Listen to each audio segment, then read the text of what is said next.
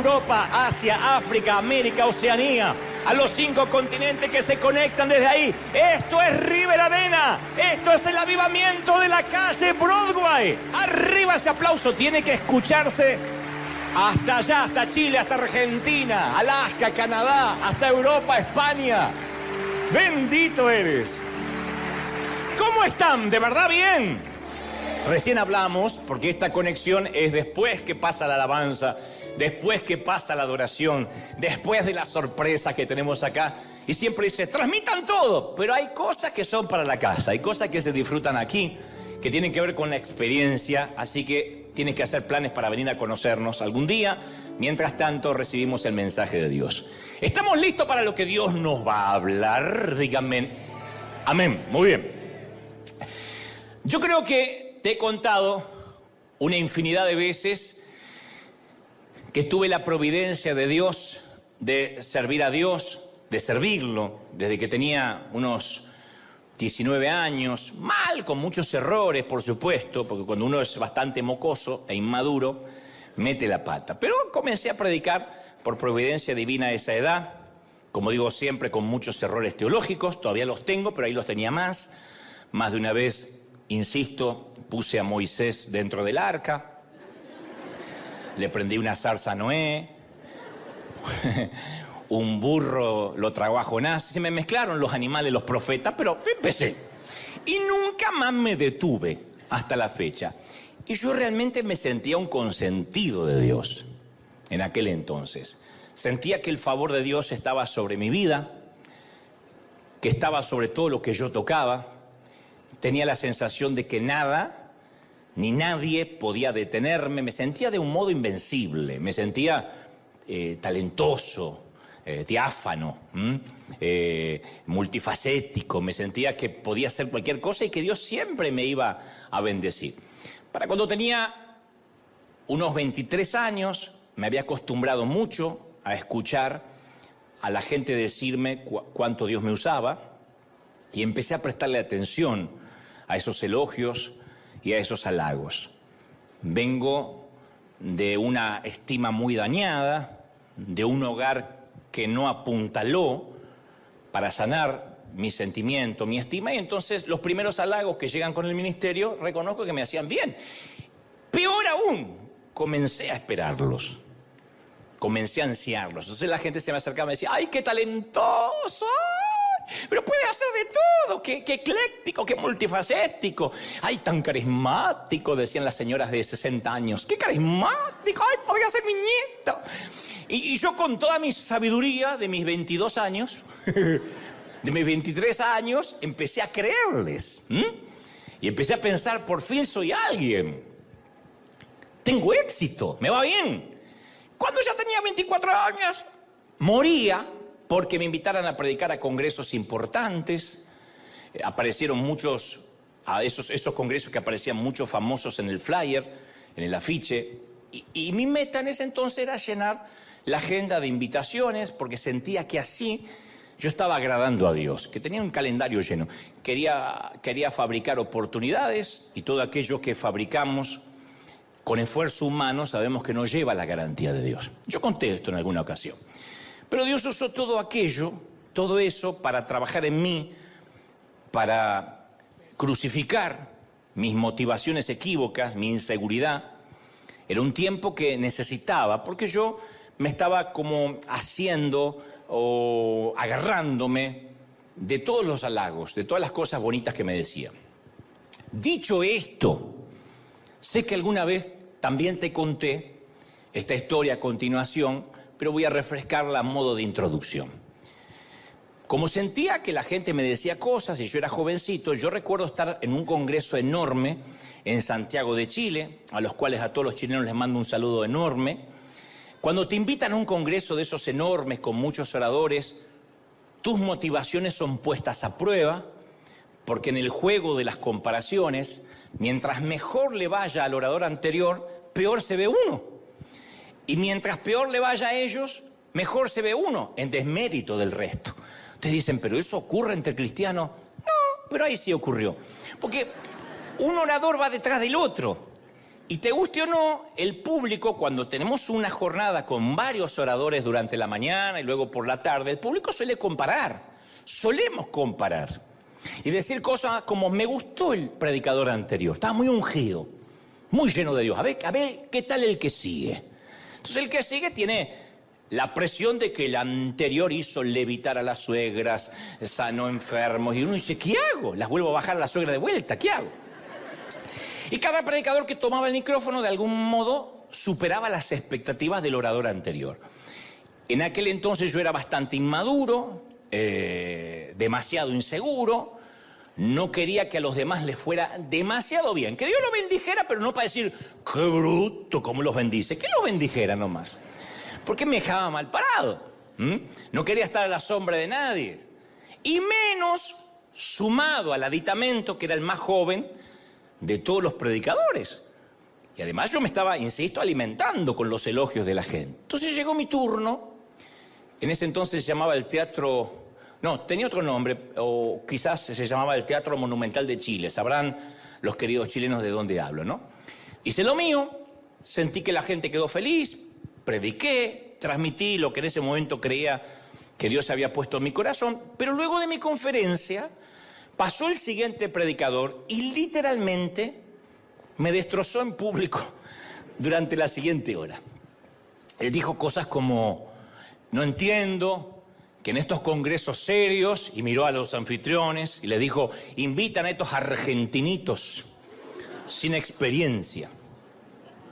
Hasta lo de sin experiencia me lo aguanté, lo de argentinitos me dolió.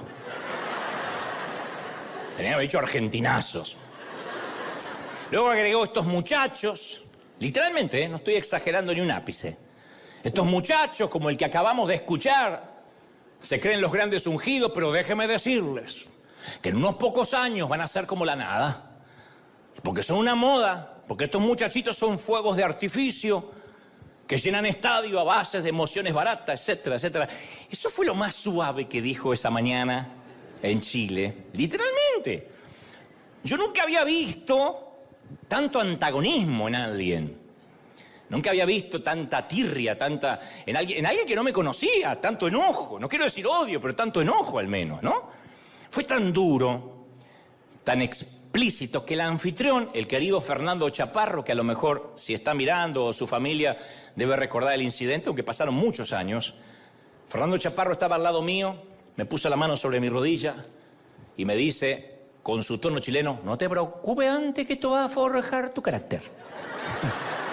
Te preocupes antes que esto va a forjar tu carácter. En esos momentos uno no quiere esos consejos, pero te lo agradezco porque era lo que yo estaba haciendo. Pero en ese momento decía, ¿cómo? ¿Cómo? Si es una vergüenza, es una humillación pública. Pero él me dijo, Dios va a forjar tu carácter mediante esto. Y luego, con el transcurrir de los años, para no dejar la historia inconclusa, ese mismo predicador que masculló todo tipo de epítetos y adjetivos contra mí en público, terminó invitándome a su país, a su propia iglesia. Y por supuesto que fui. El argentinito fue. Y el argentinito y el caballero fuimos a cenar juntos. Bueno, a este caballero no lo voy a mencionar por razones obvias, pero sí fuimos a cenar, ¿no? Pero aquel día me hizo acordar aquella historia donde una vez un estudiante del seminario subió a predicar con mucha confianza, muy petulante, y bajó humillado porque le fue mal. Y ahí estaba el príncipe de los predicadores, Spurgeon, que le dijo, si hubieses subido como bajaste, habrías bajado como subiste. No lo diré otra vez porque el que lo entendió, lo entendió. Entonces, mientras no estemos crucificados a las opiniones de los demás, mientras no estemos crucificados a la opinión que el resto tiene de nosotros, no vamos a poder cumplir con nuestro destino. Y ese día, hace muchos años, y agradezco que fue en ese momento, y no ya cuando fui más maduro o más grande, yo aprendí que no era tan talentoso como me decían las hermanas. Que sin la bendición de Dios no podía hacer cualquier cosa. Y aquellas palabras amargas ese día de aquel predicador traspasaron mi corazón. Y regresé a Argentina, desdeñado, abochornado, devastado, muy avergonzado.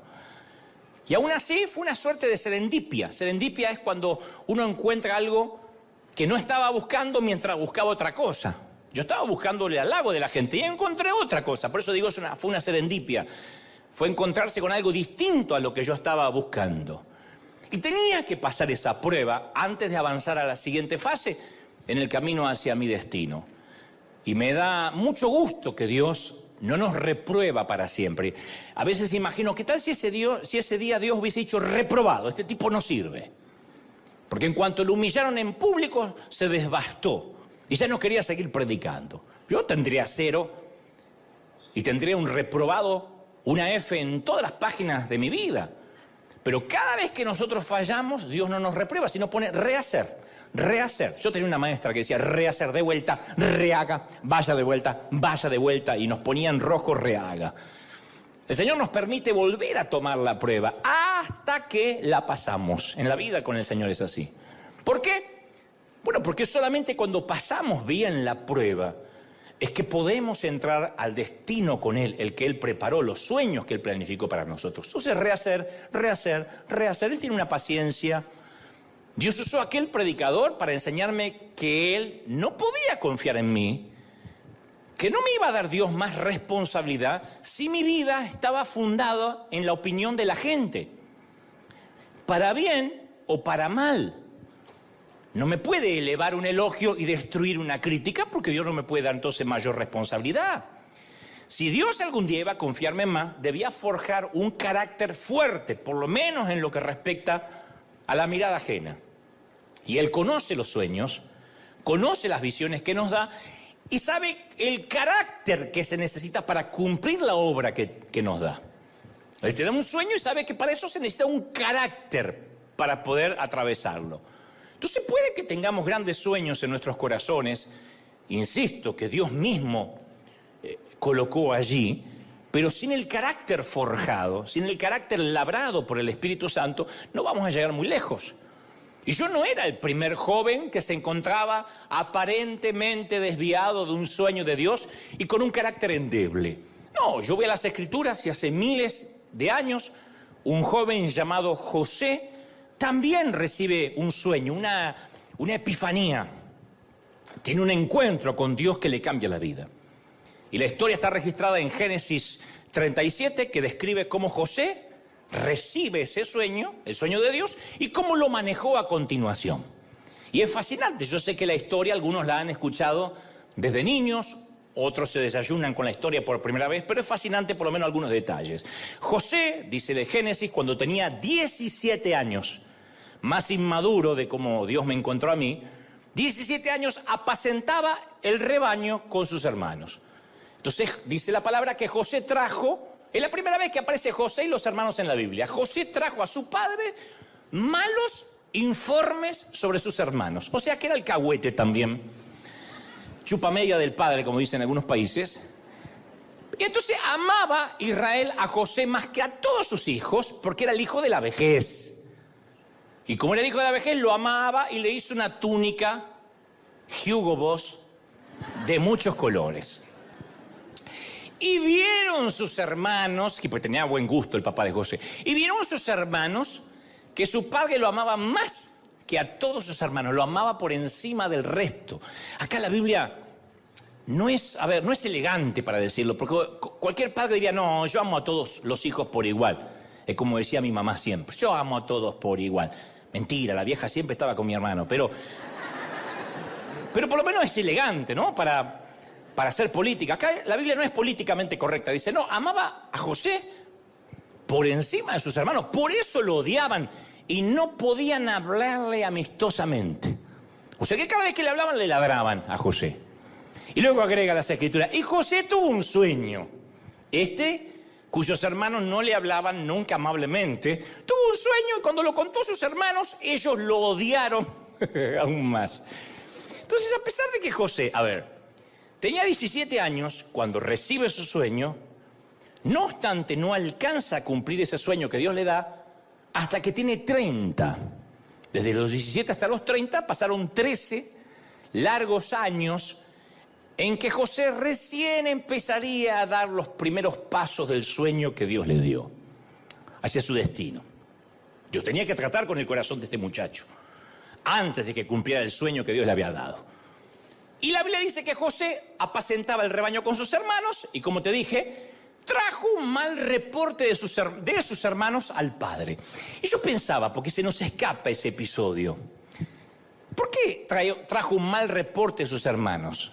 ¿Por qué él es el encargado de pasar un reporte para empezar? Yo no digo que los hermanos de José no eran exactamente perfectos, yo no digo que no se merecían el mal reporte, pero esto revela parte del carácter de José, que de alguna manera él se sentía calificado para hacer este tipo de juicio de valores respecto de sus hermanos. Cuando uno juzga el comportamiento del resto ajeno, eso revela cierto problemita en el corazón. Cuando uno continuamente está mirando cómo se comporta el otro y lleva y trae, es porque hay algo en el corazón. Y Dios tenía en mente, se me ocurre a mí, un gran destino para José. Y Dios sabía que esa actitud tenía que irse si José iba a tener éxito. Porque la Biblia, yo digo siempre, tiene cierta economía espiritual. No hay nada acá que Dios lo pone por las dudas o para rellenar o para agregar un par de páginas.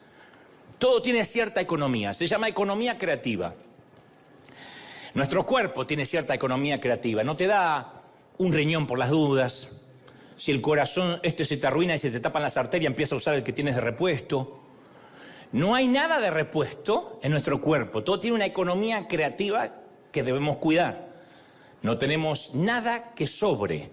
Y en las Escrituras tampoco nada sobra. Y si lo primero que aparece acerca de José es que él trajo un mal reporte de sus hermanos, es porque Dios quiere que lo sepamos.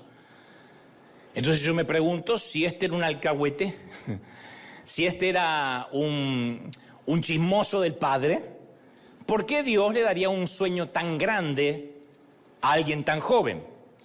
¿Por qué Dios no esperó a que fuera un poco mayor, o un poco más sabio, o un poco más maduro, quizá?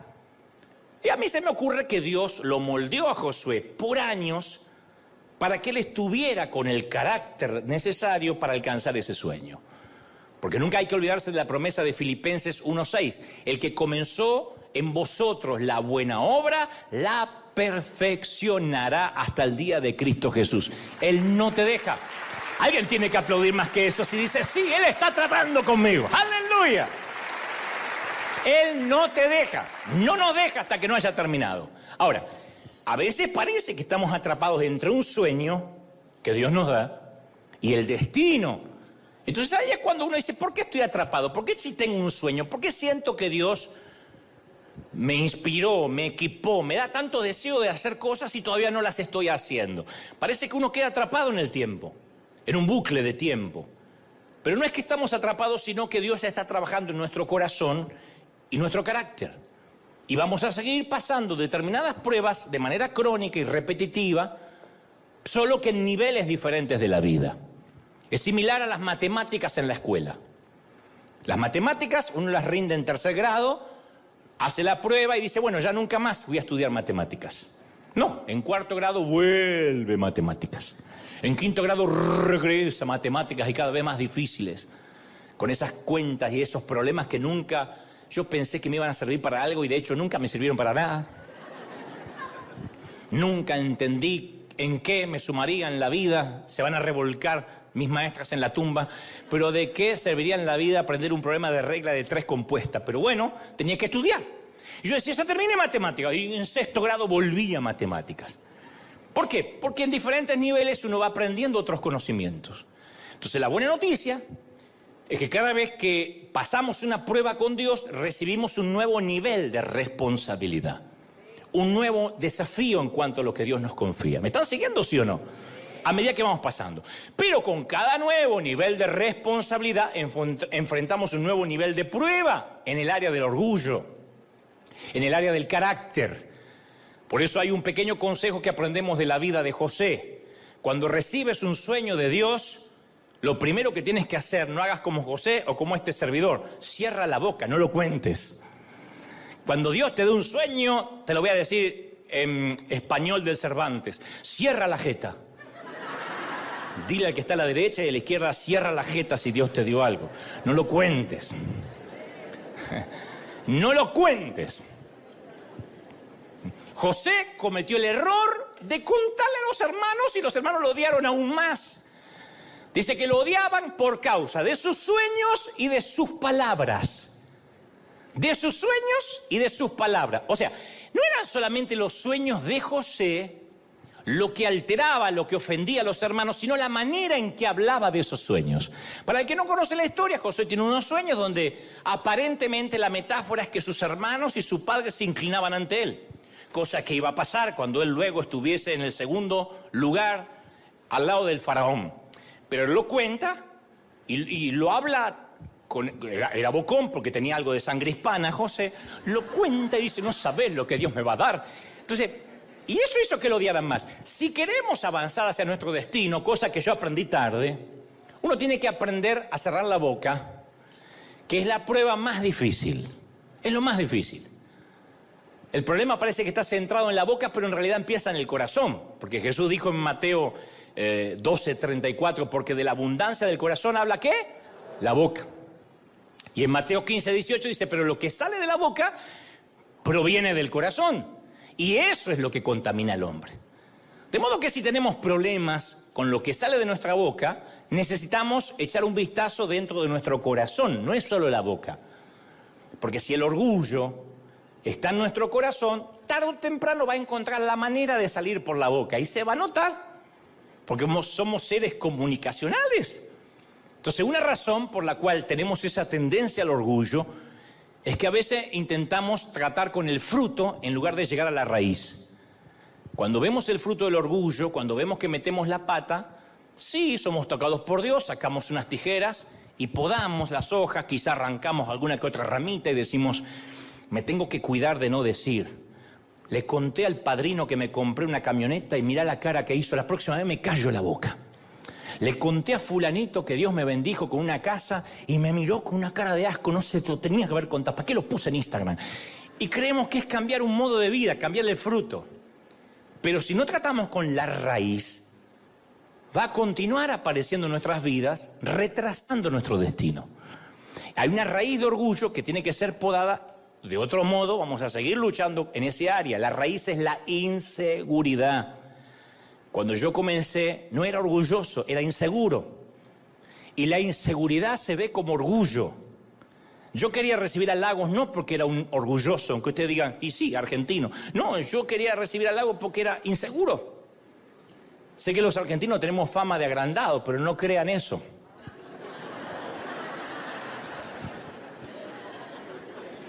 Había una tumba en Argentina que decía, aquí yace un argentino y un hombre humilde. Y un mexicano dijo, mirá, entierran dos tipos a la vez en la misma tumba acá. Pues yo no era orgulloso, inseguro. Muéstrame a una persona que se ve orgullosa y yo te voy a mostrar a una persona que en realidad es completamente insegura de lo que tiene, de quién es. La inseguridad es el combustible de la vanidad. Es la inseguridad, esa es la raíz. Eso es lo que hay que ver. Eso es lo que Dios tuvo que sanar conmigo. Porque para escuchar un predicador que hablaba literalmente de mí, no es que a lo mejor por elevación trató de hablar de ti. Él dijo, estos argentinitos, no bien yo abandoné el estrado. Para soportar eso, uno tiene que estar seguro. Eso a un inseguro, como era yo, me liquidó. Porque la inseguridad nos hace sentir que tenemos que hacerle saber a todos quiénes somos y lo que hemos logrado. Que sepan exactamente cuán especiales somos. Y detrás de esa inseguridad está el miedo, el temor a que no nos acepten, a que no nos valoren, a que no nos estimen. Por eso cuando los inseguros tienen que abandonar un ministerio, porque a veces Dios lo pide. A veces Dios nos cambia de dirección, nos cambia la directriz. Los que están inseguros, al recibir un cambio de Dios, sufren una crisis importante. En cambio, el que sabe quién es en Cristo, nada cambia porque su mundo interior sigue estable, sigue estando igual. Pero aquellos cuyo mundo interior está en desorden, como me pasaba a mí cuando era más joven, tienden a vivir una confusión acerca de su identidad. Yo ese día dije, soy soy un fraude, soy un fiasco, no predico nunca más. Literalmente dije, no predico más. No voy a pasar esta vergüenza nunca más en mi vida. Y eso porque a mí me costaba separar lo que yo hacía con quien yo realmente era.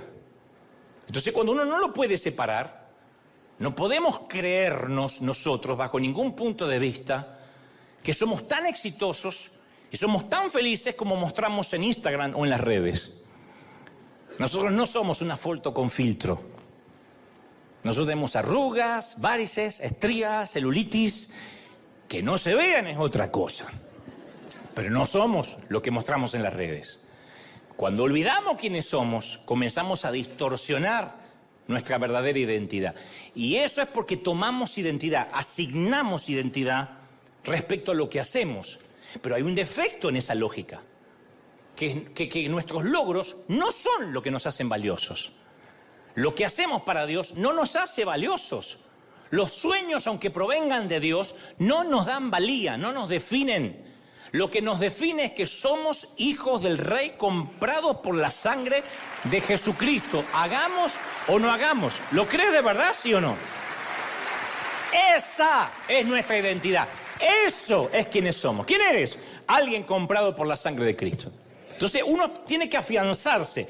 Parece una obviedad, parece infantilismo, pero lo olvidamos. Es lo que nos llena apenas llegamos al camino de Cristo y después nos deja de llenar. No nos alcanza haber sido salvos.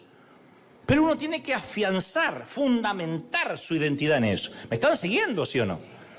No sé si notaste esto, pero nunca el presidente de la Unión Americana, de los Estados Unidos, tiene que decirle a la gente que él es el presidente. Ya sabe la gente. Yo no me imagino al presidente diciendo, hey, soy el presidente, el comandante en jefe de las Fuerzas Armadas, el líder del mundo libre, el hombre más importante del país más poderoso del mundo. No anda diciendo eso. Jesús tampoco tuvo que decirlo. Nunca dijo, este soy yo necesariamente.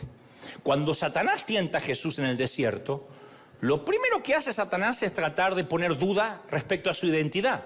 Mateo 4:3 dice, si eres el Hijo de Dios, demuestra que eres el Hijo de Dios, demuéstralo.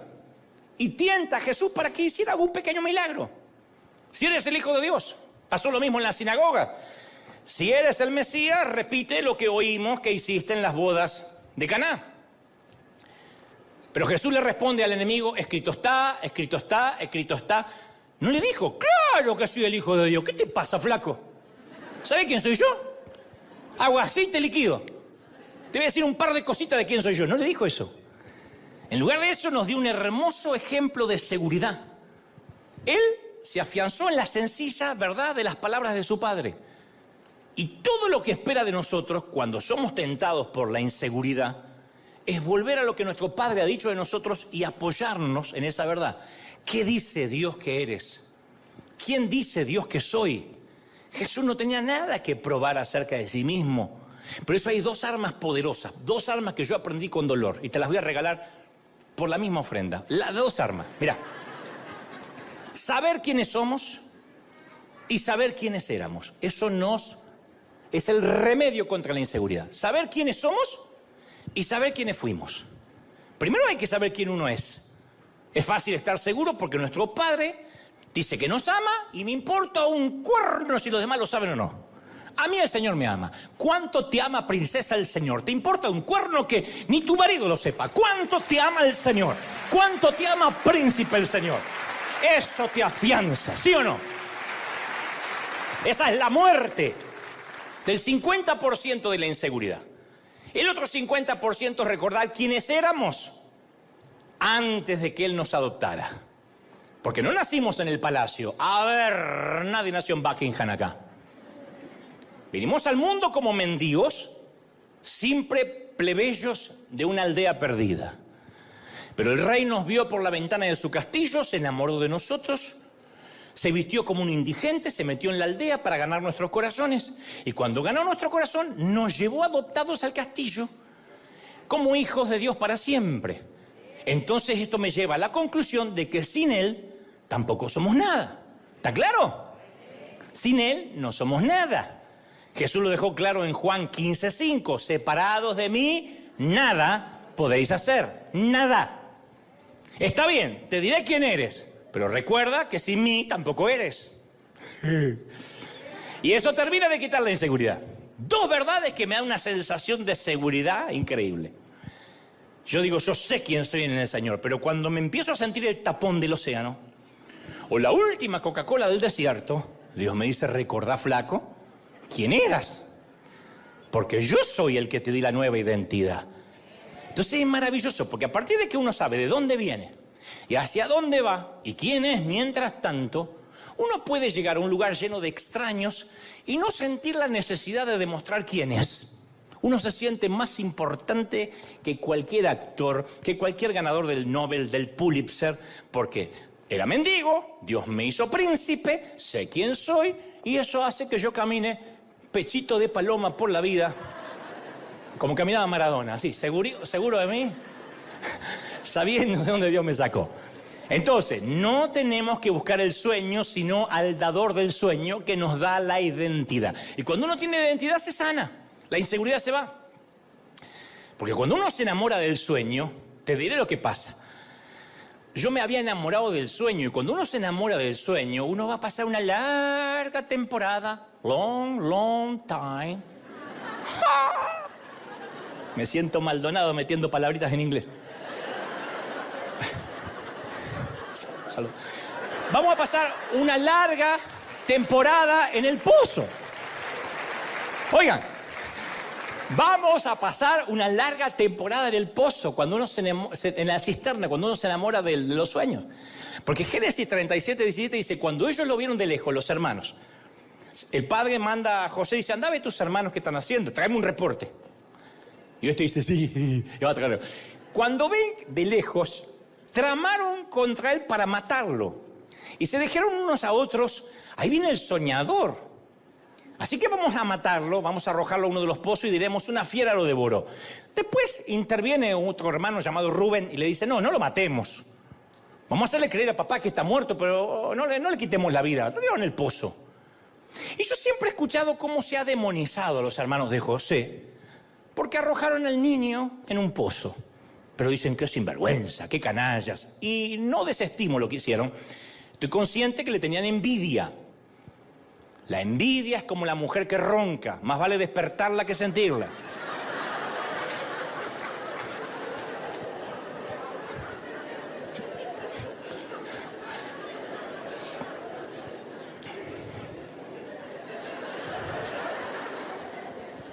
Te la tiro para que la guardes en tu corazón. La envidia concluye en, esta persona tiene lo que yo quiero. ¿Ah? Yo quisiera tener su inteligencia, su apariencia, o su ministerio, o su pareja, o su clase, o su dinero. Como yo no puedo tenerlo, yo quisiera que él no lo tenga. Eso es la envidia. Es la bilis tóxica. Es el patógeno pernicioso, pestilente, pútrido, que enferma el cuerpo de Cristo. Si nosotros en la iglesia no damos nada, van a poner en las redes, se llenan los bolsillos con el evangelio. Si salimos a dar, que no sepa tu izquierda lo que da tu derecha. Si nos va bien, en el caso mío, si me va bien, y se fue porque están los dólares allí.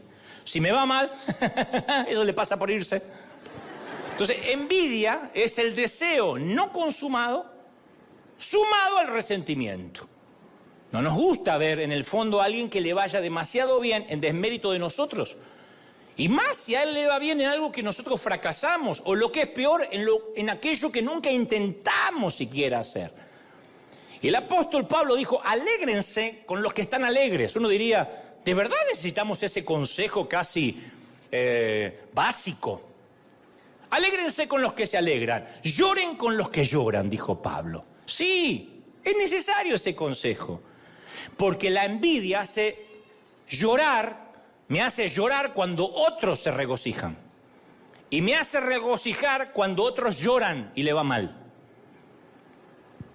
Así de cruel es la envidia. Viste, yo sabía que le iba a ir mal. Y me regocijo porque al otro le fue mal. Y complacer a la envidia es como querer calmar la sed con agua de mar, con agua salada.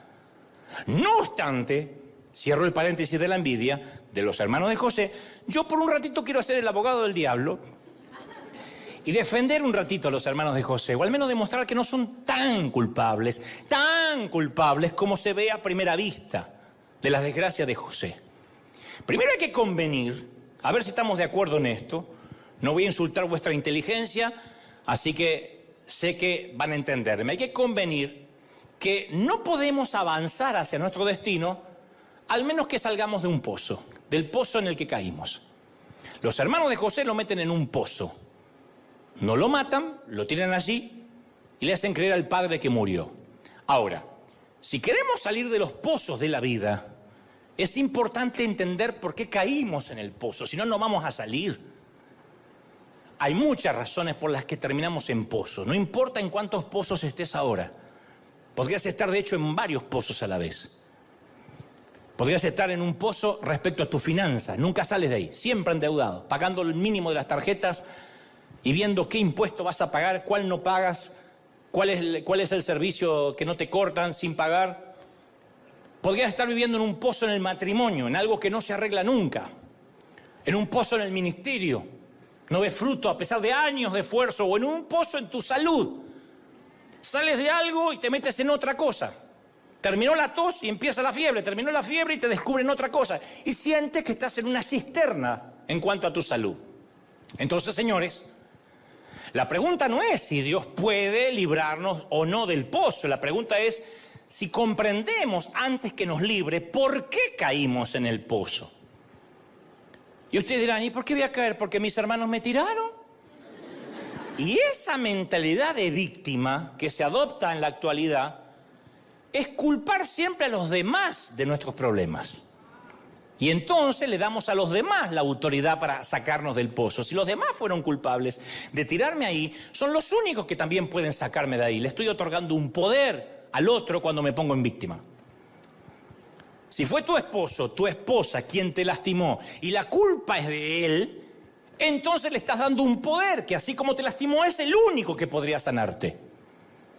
Es fácil culpar de nuestro problema o nuestro pozo a nuestros padres, a nuestros cónyuges, al pastor o hasta al gobierno. Mira, la mayoría tuvimos una infancia difícil. Y si tus padres te rechazaron cuando eras un bebé, hay un momento que uno tiene que decir, bueno, mira, lo siento mucho, pero ya está. Hay un momento que uno tiene que superarlo. No puede llorar toda la vida. No me quisieron cuando bebé. Supéralo. Es que apenas pasé los 54 y no lo puedo superar. Toda una vida. Entonces, hay momentos que hay que dejar ese incidente atrás y mirar hacia adelante. Aun cuando los pecados de la familia fueron los que te arrojaron al pozo. Ellos no son los responsables de que estés en ese pozo. Ella no. ¿Cuánto voy a culpar yo a mi papá? Mi papá era un alemán frío. Mi mamá estaba enferma cuando yo era chiquito. Ya está, lo puedo contar para bendición de la gente, para ver cómo la resiliencia o uno puede salir adelante con la ayuda de Dios, pero ponerme en víctima, ¿cuánto tiempo? Somos los únicos responsables de salir del pozo. Del pozo económico, del pozo de la salud, del pozo matrimonial, del pozo ministerial. ¿Me están siguiendo, sí o no? Entonces conozco mucha gente que siempre el problema es los demás. La gente me envidia. O sea, no es la forma en que actúo, no es la forma en que yo me comporto, no es la forma en que hablo, no es la forma en que trato a los demás. No, los demás están contra mí. ¿De verdad? No soy responsable de nada. Mis hermanos me odian y me detestan porque simplemente tengo una túnica de colores. ¿De verdad? ¿No sumé nada a esa túnica? Entonces uno necesita considerar si somos el problema, si somos parte de la razón por la que estamos en el pozo. Yo podía haberme enojado toda la vida con el hombre que habló mal de mí en Chile. Sinvergüenza, Satanás, ya Dios te va a crear una pierna, 2 suegras te va a mandar. Yo podría haberlo maldecido. Y reconozco que me enojé. Pero en un momento tuve que desviar el eje y decir, ¿qué quiere Dios enseñarme? ¿Por qué me hizo mal? ¿Por qué me liquidó? ¿Por qué me destruyó? ¿Por qué dependo de lo que dice un hombre que ni siquiera me conoció nunca ni jamás tomó un café conmigo? O sea, diré esto, nunca saldremos del pozo hasta que dejemos de culpar a nuestros hermanos por habernos arrojado al pozo. Jesús tenía la oportunidad José tenía la oportunidad perfecta para desarrollar una mentalidad de víctima. Porque él estaba tratando de obedecer a su papá cuando sus hermanos lo lanzaron a la cisterna. Y sabemos que sus hermanos lo envidiaban y lo odiaban. Correcto, así dice la Biblia. De manera que habría sido fácil que los hermanos de José cargaran con toda la culpa del incidente del pozo. Y habría sido muy fácil para José enfocarse solamente en los pecados de ellos y nunca echar un vistazo a su propio corazón. Pero José, vaya, caramba, que también contribuyó al problema. No me digas que estás en un pozo financiero porque una vez te estafaron y ahí hizo un efecto dominó. En algo contribuiste al problema, en haber elegido mal al socio, por ejemplo. Ay, no sabe lo que es mi ex. ¿Te pusieron una pistola en la cabeza para que te casaras con tu ex cuando no era tu ex? ¿O te gustó? Porque si no, la culpa es del ex. Hace 50 años que el tipo no está más contigo. Ay, pero él me cambió la vida. Ya está. No es tan poderoso, no es Iron Man. Ya está. Entonces, siempre me pregunté, ¿por qué, por ejemplo, por qué estaban los hermanos de José trabajando en el campo mientras José se quedaba en casa? Continuamente dice las escrituras, los hermanos de José trabajaban en el campo y él estaba en casa.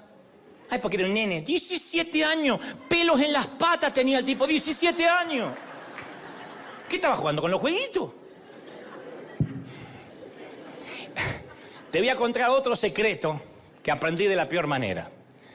El padre de José le había dado una túnica de muchos colores, porque era el favorito, ¿no? Y nuestro padre, a cada uno, todos, nadie diga que no, también nos dotó con regalos, con ciertos talentos, con ciertos dones. Pero José empezó a hallar su identidad, que lo identificaba como el hijo favorito, en lugar de hallar su identidad en la relación que lo hacía el hijo favorito. Él asignó su identidad a la túnica. Como resultado, terminó perdiendo el regalo. Génesis 37, 17 dice que sucedió que cuando José llegó a sus hermanos, lo despojaron de su túnica de colores que llevaba puesta, lo tomaron y lo echaron en el pozo. Lo primero que hicieron, le despojaron el regalo del padre. Y nosotros también, cuidado, podemos quedar atrapados en los regalos de Dios, atrapados en los regalos del Padre. Podemos empezar a encontrar nuestra identidad o sentido en el valor de ese regalo, en lugar de aquel que nos dio el regalo. Yo encontré, siendo muy jovencito, mi valía en servir a Dios. Pero no me importaba tanto Dios, me importaba más servirlo. El glamour, los elogios, los viajes que venían con eso. Yo me enamoré. ¿El regalo era genuino? Sí, el regalo era de Dios, yo no podía haber hecho nada sin él. Pero me enamoré tanto de la túnica de colores que ya no me importaba quién me la había regalado, era mi túnica. Y cuando uno hace eso, cuando uno se enamora más de servir que de ser, termina arriesgando con perder ese regalo. Ahora te voy a aclarar algo importante. El padre que le dio el regalo no fue el que se lo quitó. No te estoy diciendo que Dios te quitará un don. José perdió su túnica por medio de sus propias acciones. Él lo perdió porque estaba orgulloso de lo que esa túnica representaba. Entonces, cuando Dios nos da regalos, Él tampoco nunca nos lo va a quitar. Nunca. La Biblia dice que los dones y el llamamiento de Dios son irrevocables. La Reina Valera antigua dice que son dones sin arrepentimiento. Romanos 11, 29. Lo que Dios te dio no te lo quitará nunca, nunca. Y si peco, no quitará tu don. Y si meto la pata, no quitará tu talento ni tu don. Es irrevocable. Dios no te da el don y te lo quita, te lo da y te lo quita. No. Sin embargo, nosotros mismos podemos perderlo sin que Él te lo quite. ¿Cuánta gente tiene un don de Dios? Tiene talento, pero no puede usarlo porque su corazón es incorrecto. Haga memoria. ¿Qué pasa si perdimos el don de Dios que Él nos dio por nuestras propias acciones? No que Él lo quitó, lo perdimos. ¿Lo vamos a recuperar? ¿Qué esperanza hay? Bueno, yo te animaría a ver el final de la historia de José. José terminó siendo el gobernador de Egipto, el segundo hombre más poderoso del mundo conocido. Y llegó a ser el segundo hombre más rico del mundo. Así que probablemente tuvo después cientos de túnicas de colores. Dios lo restituyó Todo lo que perdió Dios se lo restituyó y José recuperó algo mucho más importante que una túnica. José recuperó la relación con su padre. Durante años no tuvo comunicación con su papá, ni siquiera sabía si estaba vivo. Pero después que José aprendió a andar en humildad, Dios restauró su relación con el padre, no con la túnica. Ese es el propósito de la temporada en el pozo. Que volvamos a las bases y a entender por qué queríamos venir a la iglesia años atrás. ¿Se acuerdan cuando no era servir, cuando no era predicar, cuando no era un micrófono, cuando no era una oportunidad? ¿Se acuerdan cuando solo era agradecer lo que Él nos había dado? ¿Se acuerdan ese que las Escrituras llaman primer amor? Una temporada en el pozo nos pone en un lugar que no podemos salir allí por nuestras propias fuerzas, ni hacer nada por nosotros. Ese pozo mundial durante 2020 y 2021 se llamó y se sigue llamando pandemia. Dios metió a las iglesias en una pandemia, en un pozo donde ni los pastores pudimos hacer mucho. Algunos perdieron templos, otros perdieron edificios, campus completos, otros se deprimieron y otros literalmente consideraron el suicidio. Porque toda su identidad estaba en la túnica de colores, no el que se la había regalado. Y la pandemia nos pega un shock. ¿Podrás adorar en tu casa? ¿En el fregadero? ¿Si no puedes ir a la iglesia por un año y meses? ¿Te mantendrás fiel? ¿Leerás las Escrituras aun cuando el pastor no te pida que repitas nada? Y muchos no lo lograron. El pozo los metió en un sitio, los colocó en una situación donde no podían salir por sí mismos. Y eso es bueno, porque al no poder salir por uno mismo tiene que pedir ayuda a Dios. Pero algunos no le piden ayuda a Dios y se dejan morir. Creen que al perder la túnica han perdido al Dios que se las dio. ¿Me están siguiendo, sí o no? Entonces quiero que sepas que no importa dónde estés ahora, aun si el pozo lo cavaste tú mismo, Dios es suficientemente grande para sacarte de ahí. No es difícil para Dios sacar a la gente de los pozos. Dios se deleita en sacar a sus hijos de los pozos. A eso se dedica. Pero no nos quitará de ahí, no nos sacará de la cisterna hasta tanto y en cuanto nos demos cuenta que es más importante el que nos dio la túnica que la túnica. Hasta tanto nos demos cuenta que la túnica no es una excusa para menospreciar a los que no la tienen. Saúl fue guerrero de Israel, dice la Biblia, tan alto que los demás apenas le llegaban al hombro. Era un alto el tipo, ¿eh? Y dice que desde más arriba veía a los demás. Y yo una vez te dije, sí, es lindo, mirar desde arriba tiene su encanto, no me digas que no. Cuando viajas en avión y te toca viajar en business, no me digas que no tiene su encanto pasar por todos los que van a ir en el gallinero allá atrás. Y te sientas delante y pides rápido un jugo de naranja en un vaso de vidrio y lo muestras así porque el otro va a tener vaso de plástico. Y tienes un baño para 8 y atrás hay un baño para 300. Toma. Cuando viajamos a El Salvador para la toma de posesión del presidente Nayib Bukele, que también te lo relaté, el presidente puso todo su aparato de seguridad para mí. No paré en los semáforos, 2 días, no paré en los semáforos, no hice fila, no pasé por seguridad. Llegué al aeropuerto, me estaban esperando por aquí, señor, por aquí, señor. ¿El pasaporte? No hace falta el pasaporte. ¿Paso por seguridad? No, dije, ¿por qué no traje más cosas? Pero no tenía que abrir puertas, ¿de verdad? Iba a abrir la puerta y me la abrían la puerta. No cargué maletas. Me agarraron las maletas y desaparecieron y ya están en su lugar. No entraron a vestirme porque soy pudoroso, si no me hubiesen vestido. Me pusieron custodia, motos, un ejército que me abría paso. Yo iba. Por un par de días fui el segundo a bordo del Salvador. Tomá, por 2 días. No sabés lo que era. El único más importante que yo en El Salvador era el presidente electo. Porque yo iba a orar por el presidente, así que me pusieron todo el aparato gubernamental para mí. Saludé al presidente saliente, le dije, vamos, así nos vamos apurando, rápido. Llevan muchos años, ¿eh? Vamos, que tenemos con Nayib que tomar posesión. Bueno, y yo pensé, yo puedo acostumbrarme a esto. ¿Sabes lo que es? Que el GPS te muestra, el GPS te muestra que hay 40 minutos de tránsito. Yo digo, pero son 40 minutos, no vamos a llegar. No, está toda la custodia allá afuera. Literalmente, 4 minutos, llegamos. Las motos iban haciendo pateando a la gente. Bueno, yo no me alegraba que las patearan, pero digo... Me senté como en un boliche, así, tirando... Y después llegué acá. Ni al carpool pude ir, porque venía solo. La carroza se me transformó en calabaza, en zapallo. Pero durante 2 días fue maravilloso mirar tan alto que los demás apenas me llegaban al hombro. Por eso entiendo por qué a los políticos les cuesta tanto soltar el poder. Y es maravilloso que el Padre nos regale una túnica de colores.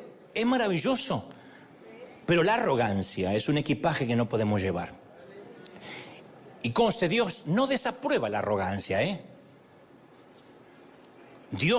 A Dios no le desagrada la arrogancia. Dios la aborrece. No es que la desaprueba, no te la recomienda, la aborrece. Lo que nos produce una comida llena de larvas es lo que la arrogancia le produce a Dios. La arrogancia y la soberbia aborrezco, Proverbio 8:13. Abominaciones a Jehová todo altivo de corazón, Proverbio 16:5. No os hagáis nada por vanagloria, Filipenses 2:3. Cesen las palabras de los arrogantes de vuestra boca, 1 Samuel 2:3. Dios resiste a los soberbios, 1 Pedro 5:5. Antes de la caída, la altivez, la arrogancia de espíritu, Proverbios 16:18. Jehová asolará la casa de los soberbios, Proverbios 14:25. No hay un solo episodio en que Dios diga, yo la tolero, yo entiendo, es una debilidad. Dios la aborrece. ¿Sabe por qué? Porque no hicimos nada que justifique nuestra arrogancia. Nada que justifique nuestra inmodestia, nuestra petulancia. No hicimos nada. Somos el mosquito que va en la oreja del buey y dice, estamos arando.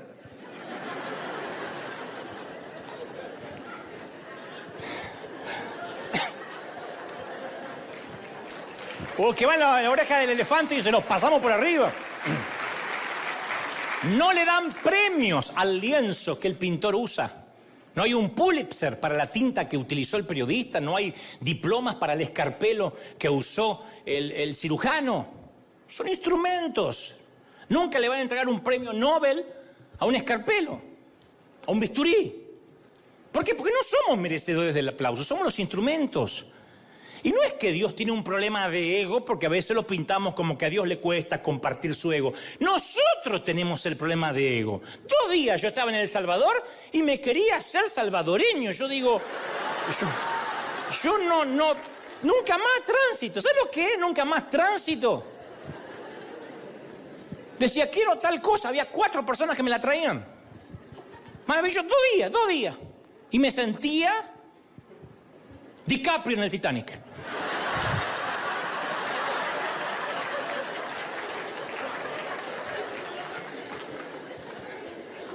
Él sabe que no podemos administrar la túnica de colores.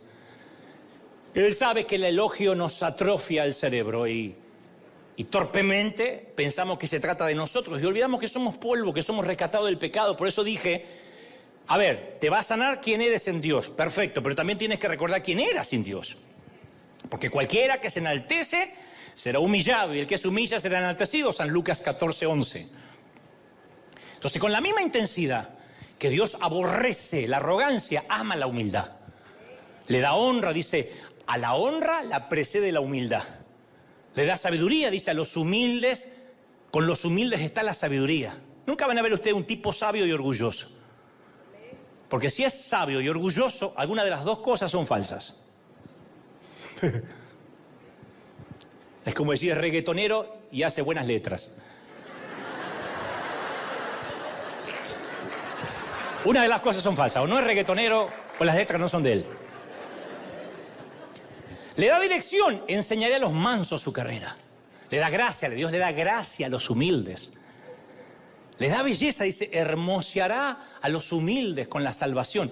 Nunca dice hermosearé al orgulloso. Y Dios ofrece para cada uno gozo. Dios nos da una cuota de alegría.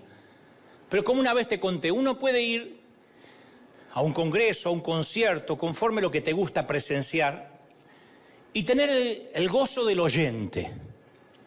Uno puede ir a un estadio de fútbol a jugar a Messi, a Ronaldo, pero sufrir porque uno no es Messi ni Ronaldo.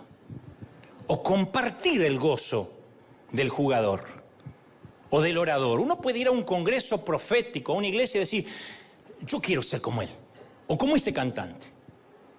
Pasa el hombre en el fútbol, en la oratoria, en la dialéctica, en la música, y comparte su don, y todos nosotros agradecemos por prodigar ese don, por compartirlo con nosotros. Sin embargo, hay una forma de perderse el gozo de ir a un concierto, de ir a un partido, de ir a una iglesia, y es desear que fuera uno el que está en la cancha.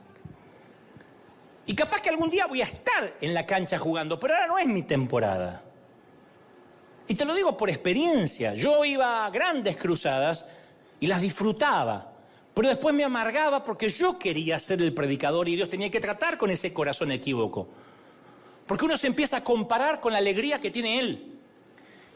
Y luego llega esa sensación de ansiedad, de vacío, que mientras mayor sea el don de esa persona, más pequeño nos sentimos, en vez de disfrutarlo. Y uno se pierde la temporada de oyente, de espectador, por querer estar ahí. Y todavía no nos toca estar ahí. Hay momentos en la vida que no nos toca estar ahí. Y nos perdimos el disfrutarlo. Nunca conté en detalle lo que te diré a continuación, pero estuve meditándolo ayer y sé que hace a la historia y quizás nos va a ayudar a comprender más lo que trato de decirte.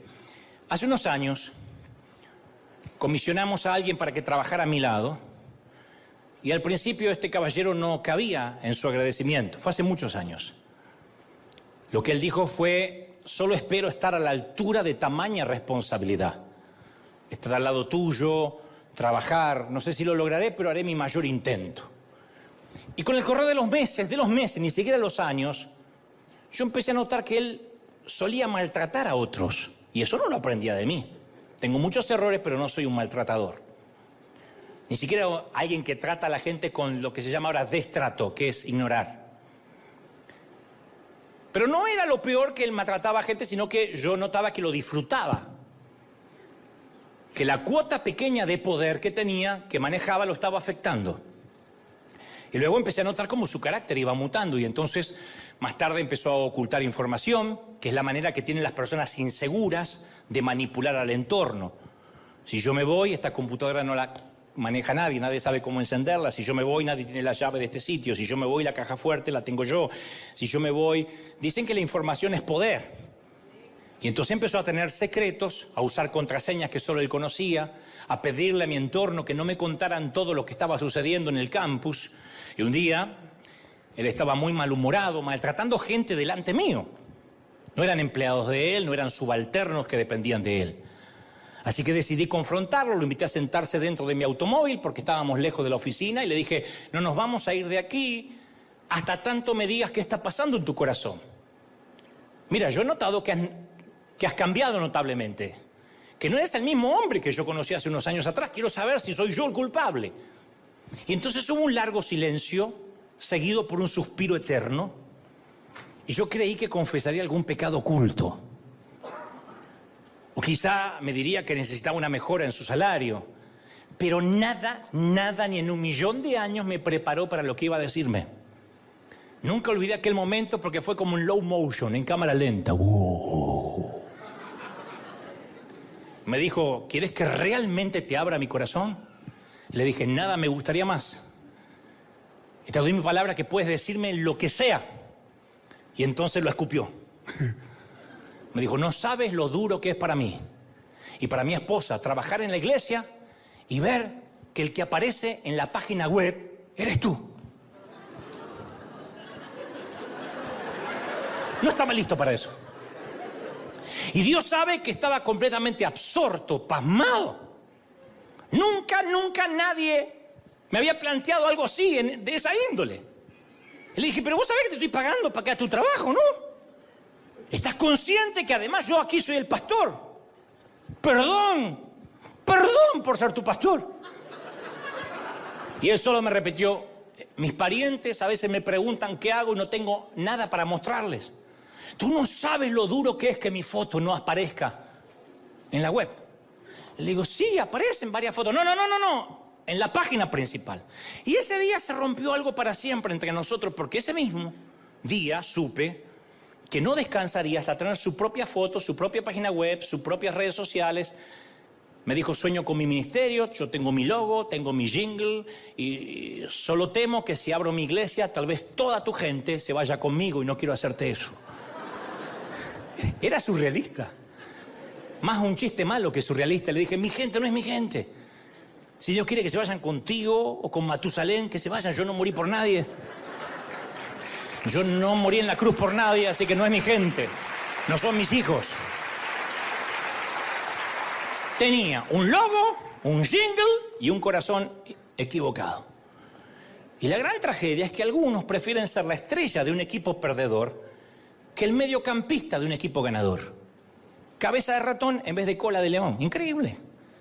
Y se abren paso en su propio reino pigmeo liliputiense. Un sitio donde lo reconozcan, donde le den eso, le digan, ¡wow! ¡Qué túnica de colores que tienes! Lo honren, le agarran el maletín, le cuelguen el saco, le lleven el abrigo. Dios nos libre de ese estrechamiento neurótico de los soberbios. Por cierto, vanidad aparece 75 veces en la Biblia. Su uso mayoritario es Eclesiastés 28 veces, Salmos 10 veces, Isaías y Jeremías lo empatan 8 veces más. Y en los Salmos vanidad se usa como adjetivo de pasajera, mortal, perecedera, débil.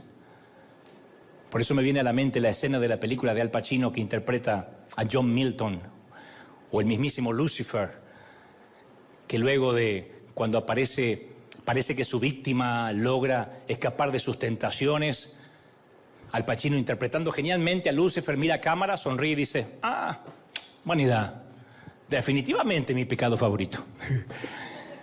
Y creo que ese es el pecado favorito de Satanás. Y que sí o sí, a través de una túnica de colores, de un halago, de una honra, logra penetrar. Por eso yo quiero que hoy demos gracias por las temporadas no de túnicas, las temporadas de pozos. Porque yo pienso que, en alguna parte de ese pozo, José tuvo que haber cambiado. En algún lugar de ese pozo, José debió haber clamado a Dios con verdadera humildad, porque después de haber experimentado el pozo, José era un hombre cambiado. Algo le sucedió a José en ese pozo. En algún lugar de ese pozo, José debe haberse hecho responsable de sus propias faltas. En alguna parte de ese pozo, José debe haber tratado de salir y cuando vio que no podía, clamó con humildad. En algún lugar del pozo, José debe haber dicho, necesito que me perdones. Soy un petulante. Obra en mi corazón. No quiero más ser un tipo inseguro, porque ahora no tenía más túnica de colores. Y ahí empezó a cambiar la situación de José. Y ahí las cosas se empezaron a alinear en dirección al destino que Dios había preparado para él. Mucho antes de que José fuera lanzado en el pozo, Dios tenía un plan para sacarlo de ahí y llevarlo a su destino. Lo que los hermanos hicieron para hacerle daño, Dios los usó para bien. Lo reconocerá José más adelante. Pero cuando nosotros nos humillamos a nosotros mismos y clamamos a Dios de corazón, Él nos libra del pozo en el que estemos. ¿No será que no sales del pozo financiero porque todavía sigues culpando a alguien por ese pozo? Yo no puedo culpar a mis hermanos ni a mis padres, ya no. Son experiencias, las agradezco, pero hay un momento que un hombre y una mujer tienen que hacerse responsable de la vida que tiene. ¿Sabes? Pasaron muchos años desde aquel incidente de Santiago de Chile. Y en ese entonces no existían las redes sociales. Hoy entiendo que Dios me estaba dando una probadita de lo que iba a venir. Aquel incidente me arrojó a una cisterna húmeda. Por mucho tiempo me dejó sin aliento en el pozo durante una larga temporada. Y luego que dejé de culpar al predicador, que me humilló en público, comencé a indagar acerca de mi inseguridad. No crean que con ese incidente la inseguridad mía se fue. La rendí en primer grado, la rendí en segundo grado, luego en tercer grado, en cuarto grado y luego en la universidad y sigo rindiéndola. Cada vez lo hago más rápido. Pero Dios necesitaba sanar la inseguridad. Y la primera vez fue cuando me di cuenta que mi inseguridad me había llevado hasta ahí. Y descubrí que Dios no me iba a dar ni delegar mayor responsabilidad en tanto fuera adicto a la aprobación o a los elogios. Me enseñó que si vivía de los halagos, alguna crítica me iba a matar, porque le daría igual de importancia a cualquiera de las dos. Y con el correr de los años el Señor me regaló cuero de rinoceronte, piel de paquidermo. Después de aquella temporada el Señor me sacó del pozo y como a José me llevó al palacio. Y desde ese entonces tengo muchos errores, muchos, pero en cuestión de inseguridad reconozco que he volado por fuera del radar de la mirada ajena. Me importa un cuerno, de verdad. No es que ando groseramente por ahí, pero me importa un cuerno. Fíjate lo que piensa fulano de tal, no le agradaste a menganito, no podría hacer nada. Y durante estos años he transitado solo pensando en el auditorio de una sola persona, de Dios, viéndome. Porque si le temo a Dios, no le temo más a nada, ni le temo a nadie. Y eso de algún modo me ha hecho indestructible. Desde luego, insisto, tengo muchos defectos, desde luego. Dios está lejos de terminar conmigo, como contigo. Pero te doy mi palabra que ya no le otorgo al enemigo el gusto de hacer uso de su pecado favorito. El Señor me ha hecho libre y te quiere hacer libre en esta mañana. Dale un aplauso al Señor de señores, dale un aplauso al Rey de Reyes. Celebra al Rey que está en casa, bendito eres. Vamos, ponte de pie y dale un aplauso grandioso que se escuche en el resto del continente, en América, Asia, África, Europa, Oceanía. Que lo escuche España, que lo escuche la República Argentina, que lo escuche México, que lo escuche El Salvador, Colombia, Honduras, Dominicana, Perú, Paraguay, Uruguay. Ese aplauso tiene que escucharse en todo el continente. ¡Bendito sea Dios! Di conmigo, junto con miles del otro lado, di conmigo, Señor Jesús, fuerte, te recibo en mi corazón, perdona mis pecados. Entra en mi vida, sana mi inseguridad. Ahora, anota mi nombre en el libro de la vida. Vamos, levanta las manos, quiero orar por ti. Termina enero. ¿Y qué tal si Dios te regala ahora el saber la razón por la que has estado en ese pozo? Y al ver la razón, también te regala el salir y continuar hacia tu destino. No va a ser fácil lo que te queda, José. Aún te espera la acusación de la esposa de Potifar y la cárcel. Pero tu destino está marcado por Dios. Terminarás en el palacio administrando los graneros de Egipto. Y Dios necesita pasarte por este proceso. Lo primero es salir del pozo. Y debes entender por qué caíste ahí. Dile, Señor, dame entendimiento, perdóname. Toma este tiempo para pedir perdón. Señor, perdóname. La inseguridad no es algo que se va de la noche a la mañana. Ahí está, latente, pendiente, pero es algo con lo que tendrás que luchar siempre. Y te vas a tener que luchar el resto de tu vida. Le dices, Señor, perdóname por haber metido en esta deuda, por haber comprado lo que no debí, por haber empezado una relación equívoca. Perdóname por haber errado el camino, por haber equivocado el rumbo, por haberme corrido del eje. Dile, Señor, perdóname, yo quiero orar por ti ahora. Se termina el mes de enero y quiero que el Señor te regale un febrero con la seguridad que vas a empezar de nuevo, vas a salir de ese pozo, te saco de ahí, dice el Señor. Pero no te saco hasta que no digas, ayúdame. No fueron tus hermanos, no fue el error de otros, no fue el matrimonio fallido, ni el ministerio, ni aquel pastor el que te tiró en el pozo. Fueron tus acciones. Y tú estás acá hoy sin túnica, diciendo, no tengo nada que te agrade. Y Dios dice, tú me agradas, no la túnica, tú me agradas. Yo puedo chasquear los dedos y darte millones de túnicas. Eres tú el que me agradas. Vamos, enamórate del Dios de las túnicas. Enamórate no del sueño, sino del Dios de los sueños.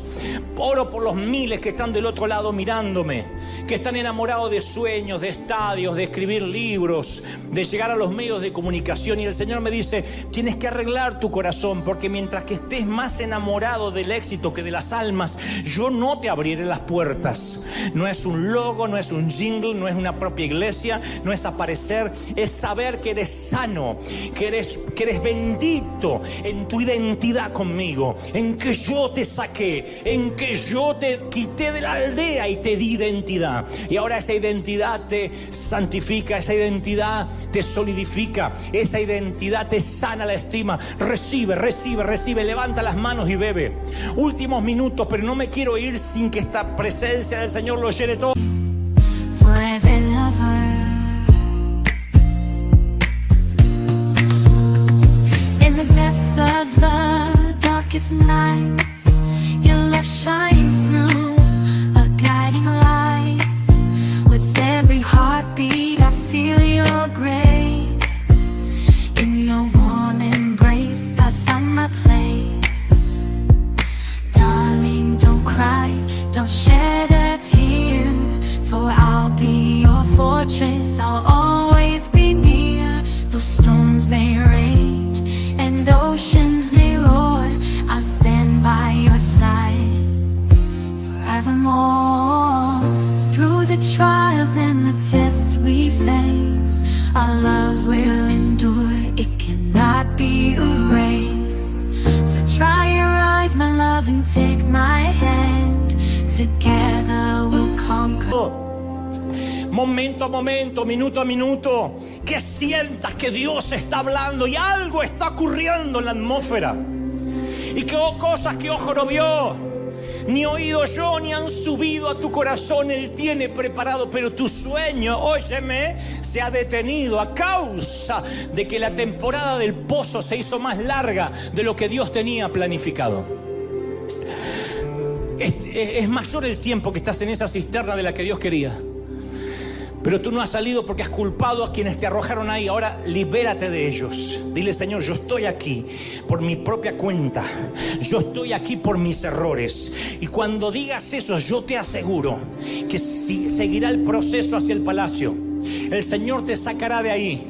Pozos ministeriales, pozos de depresión, pozos de tristeza, pozos de soledad, pozos de autoconmiseración. Dios te quitará de ahí, dice el Señor. Te sacaré de ahí, te llevaré a lugares, a sitios que jamás pensaste que ibas a llegar. Mira, el Señor me dice que le diga a determinada gente que está aquí que Él no quitó la vista del palacio para ti. Él tiene un palacio para ti. Metafóricamente hablando, Él te pondrá, te sentará con reyes, te sentará con príncipes. Hay cubiertos, hay una vajilla preparada para ti. En la mesa de Egipto hay un sitio donde Dios te pondrá. Pero en el proceso, Dios sanará tu estima. En el proceso, Dios sanará tu corazón. Y entonces allí escucharás críticas y halagos. Y tú no oirás ninguno de ambos, ninguno, ni los que dicen Hosana, ni los que gritarán crucifícale. Pero si tú recibes y te llenas con los halagos de la entrada a Jerusalén, cuando ese mismo pueblo grite crucifícale, te dañará el corazón. Las coronas de espina no estarán sobre tu cabeza, sino sobre tu alma, sobre lo más profundo de tus entrañas. Libérate. Tu reino no es de este mundo. Libérate de la opinión de la gente. Vamos, quita la opinión. Vuela por fuera del radar. Vuela por fuera del radar, donde la gente no pueda ubicarte, donde no sepa qué haces, donde no sepa qué piensas, donde no sepa nada de ti ni tus proyectos. Cierra la boca con tus sueños. Hay gente que ha recibido sueños y el Señor me muestra claramente, porque lo he vivido, que esos sueños se han estancado a causa que has contado esos sueños a gente poco espiritual. Y ellos soltaron espíritus de envidia, de celos. Ellos empezaron a poner trabas y eso te desanimó, te desalmó. Porque tú empezaste a creer lo que esas voces decían. Y es que contaste el sueño a quien no debías. Dios dice: cierra la boca. Es que yo voy a llevarte donde quiero. Yo me empeciné con tu vida. No te dejo hasta que no haya hecho contigo lo que dije que iba a hacer. No termina ni siquiera este mes. No termina este mes. Mañana es 31. No termina el mes hasta que veas incluso de que yo no he cortado el plan contigo. Yo no he retirado mi mano de ti. Mi mano no se ha cortado sobre ti. Yo te bendigo, dice el Señor. Yo estoy contigo, dice el Señor. Yo voy a levantarte y llevarte del pozo hasta el palacio. Te voy a bendecir, te voy a restaurar, te voy a sanar la estima. River será una iglesia de sana estima, de corazones sanos, de gente con emociones saludables. Yo te bendigo, River, recíbelo. En el cuerpo, en el alma, en la mente y en el espíritu. Amén, amén y amén. Gloria a Jesús. Dale un aplauso al Señor si lo crees.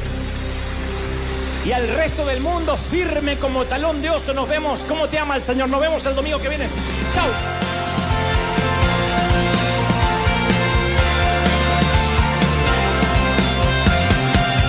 Apareciste una noche de soledad, abandonado y perdido te reconocí. Tu voz diciéndome no temas, yo estoy aquí. El Padre me envió por ti. Me curaste las heridas, me sanaste, mi Jesús. Todas mis cargas las dejaste allí en la cruz. Algo tan grande no lo puedo comprender. Oigo tu dulce voz diciéndome una y otra vez: oh, oh, oh, oh, eres bienvenido, eres amado una y otra vez. Oh, oh, oh, oh, bienvenido a River, eres amado.